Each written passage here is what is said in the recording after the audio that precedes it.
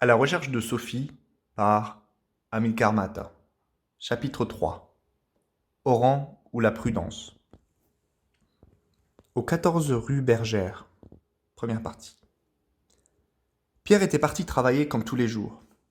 Mais, de temps en temps, il se perdait dans sa rêverie sur cette mystérieuse inconnue.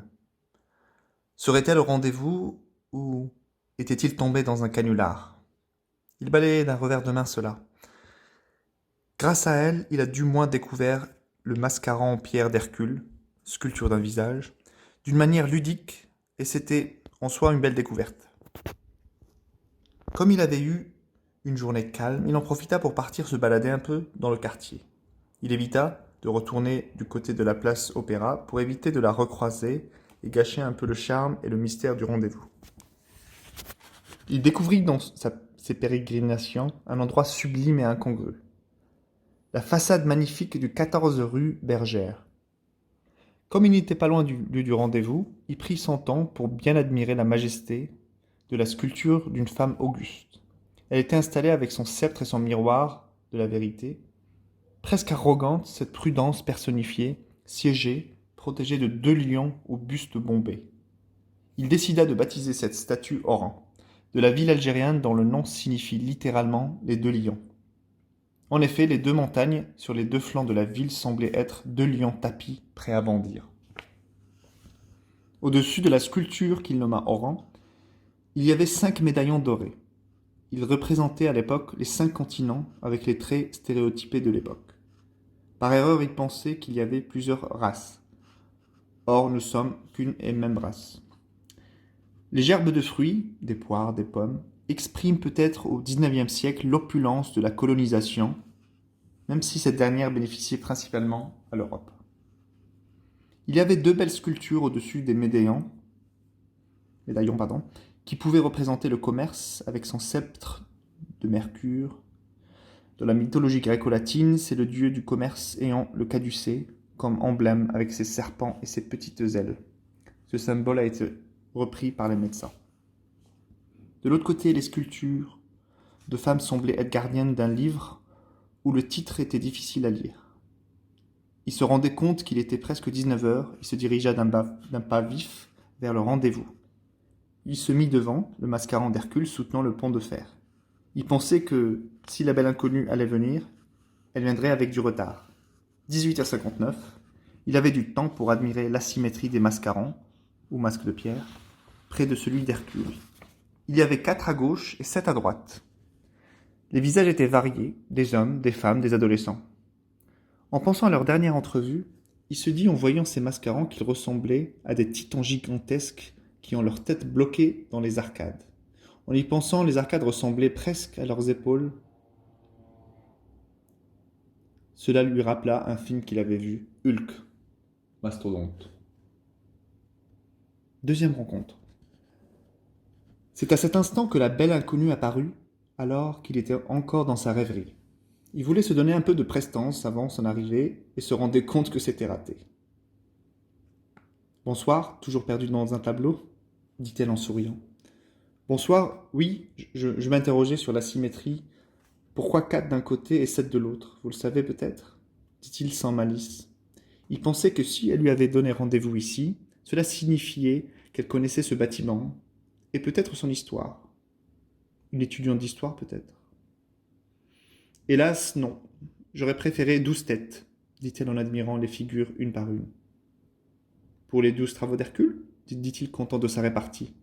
Plutôt pour l'esthétique, je trouve que cela aurait équilibré la beauté de l'immeuble et aurait donné plus de prestance pour notre Hercule, dit-elle songeuse. Il sourit lorsqu'elle prononça notre Hercule. Est-ce que vous êtes étudiante en architecture? Non, mais j'aime les beautés architecturales. Puis-je vous demander votre nom? Vous semblez être enveloppé de mystère, dit-il malicieux. Vous pouvez, dit-elle. Un silence s'installa quelques instants. Pardon, dit-il hébété. Vous m'avez demandé si vous pouvez me demander mon prénom, dit-elle avec un sourire malicieux. Quel est votre prénom? Dit-il. Sophie, dit-elle. Vous pouvez être direct avec moi. Et puis, si vous voulez, on peut se tutoyer. Je veux, dit-il instinctivement. Elle a eu un tendre éclat de rire. Dès qu'il comprit pourquoi, il en rit lui-même. On s'amuse bien avec toi, dit-elle sans méchanceté. Cela le tranquillisa. Il lui sourit et reprit. Est-ce que tu as eu le plaisir d'admirer, en bas de la rue Rogemont, le magnifique immeuble dit-il sans savoir ce qu'il proposait vraiment. Non, dit-elle prise de court. Suis-moi, c'est à 30 mètres. J'ai découvert une belle œuvre tout à l'heure, dit-il en marchant. Au 14 rue Bergère, deuxième partie.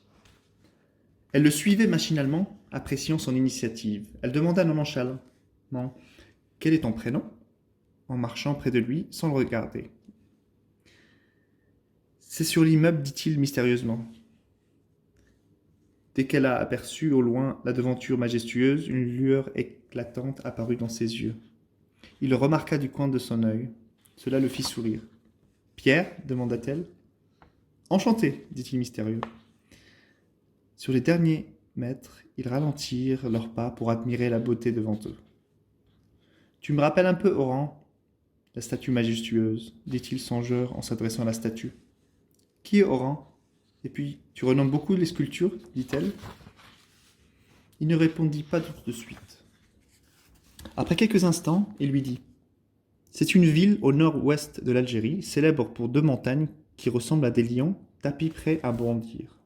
Ces deux lions tapis firent bien peur aux conquérants portugais du XVIe siècle. Cette ville aux deux lions te ressemble beaucoup. La prudence incarnée avec les deux lions qui la protègent. Mais de quoi ? Dit-il songeur. Elle ne répondit pas tout de suite. Elle sembla dans ses réflexions profondes. Probablement à cause de toutes les tentatives de conquête qu'elle a subies et qui ont laissé des séquelles.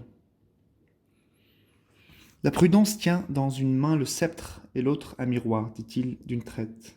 Cette information qu'il avait dû lire quelque part dans ses lectures de la mythologie grecque. Il la sentait émue par ses paroles. Il prit peur de l'avoir froissée. Avant qu'il puisse s'excuser, elle l'interpella. « Retrouve-moi demain à 19h aux Chimères italiennes à tête de lion, » dit-elle brusquement, en contenant difficilement son émotion. « Est-ce que tu te rappelleras ? Aux Chimères italiennes à tête de lion, » dit-elle nerveusement. Il répondit interloqué. « Oui. » « À demain, » dit-elle en partant à toute vitesse. Cela lui prit quelques instants pour se rendre compte de ce qui s'est passé. La situation devenait de plus en plus étrange. Il se reprochait de l'avoir brusqué. Il était étrangement curieux. Inquiet de leur rendez-vous.